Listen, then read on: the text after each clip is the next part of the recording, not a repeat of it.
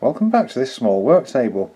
I was looking through a box the other day and found this radio which I'd like to add to our prepping cupboards, you know, for when there's inclement weather like we've had recently.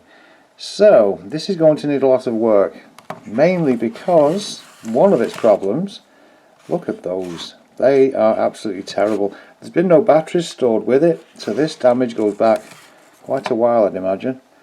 I'm going to use some white vinegar and some IPA, which doesn't stand for India Pale Ale, it stands for isopropyl alcohol. And yeah, I'll try and get those cleaned up first of all. Here's the distilled white vinegar, which apparently is the best choice. 5% acidity. Anyway, I'm going to put some on here, put some in the cap there, and then put some on this, and then finish off with the IPA to neutralise it all. Okay, that looks a lot better. That doesn't, I managed to spill some. Right, I'm going to clean up the rest of the casing, and I'm also going to see what this blue wire is all about. Now I've cleaned it up as good as I can. I've also taken that extra antenna off it. I will take it apart and have a look inside if it works. I think I was trying to get more range out of it, something like that. That's why I've got that extra wire on it. Anyway, I'll get some batteries in, and this is actually only headphone output, so I'll connect it up to the PC and see if it works, see if I can receive anything on this. And we don't get any sound whatsoever. So I'm going to take this apart, see if I can find out what's going on. So I've got that single screw out. Now, I don't remember what's inside it, but obviously I have been inside it to put that wire there. The joys of older age. Okay, right, I'll come back in a moment. That is one very, very old looking circuit board. I found a website that seemed to suggest 1985, but I would say that looks even older.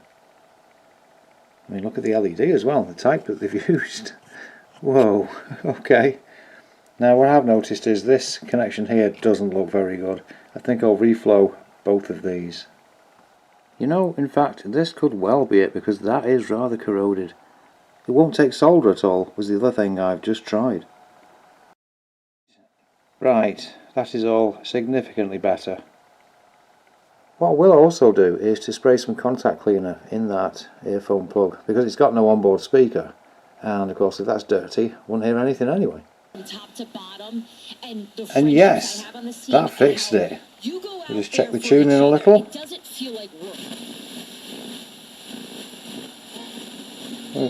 There's one.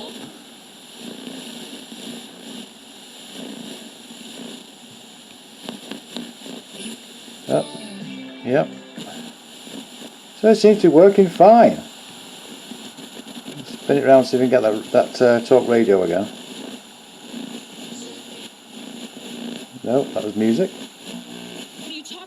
There we are. So yeah, that's great. It's now up and running. I'll put the case top back on it.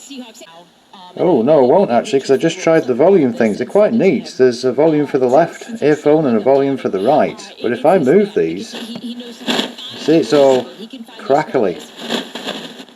So I'll just spray those with some contact cleaner.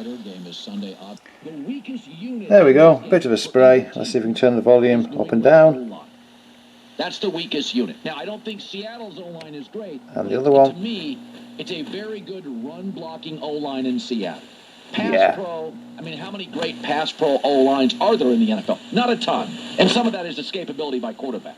Both these quarterbacks are... That's much better. Now, while it does work, I think it might be a good idea to drag this thing into 2026 and fit a USB-C connector. Because I bought a few of these a while back, and I just thought, right, that could make it convenient to operate with other devices, but it also means I won't have to put batteries in again, and there's already been a bunch of corrosion there. So it just makes it, you know, a dual input idea, and as I say, bring it into the modern age. What I'm going to do is to put it probably here, then have a diode to bring the voltage down from 5 to about 4.5 volts, which would be the same as what would be on those. I've got the socket in now, made a nice hole for it, It is going to be slightly proud, but that's fine because it will push against the battery area, so if I'm pushing inwards it won't be able to come out. I will be gluing it in place. Next thing to do is I'll put a diode on this positive over to there, and the negative will be connected to there. And there we go, the socket is now in, the negative wire is now connected, the diode is in and connected. So the batteries are removed. Let's check that it works.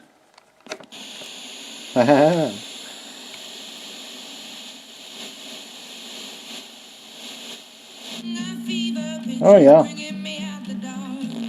Alright, very cool. Yes, it does work. And now I've added a bit of glue just to finish that off. That's a good upgrade. So there we are. This radio has now been fixed. It's back in service, it's been upgraded to USB-C for power, and it's nice and clean. Alright, see you next time.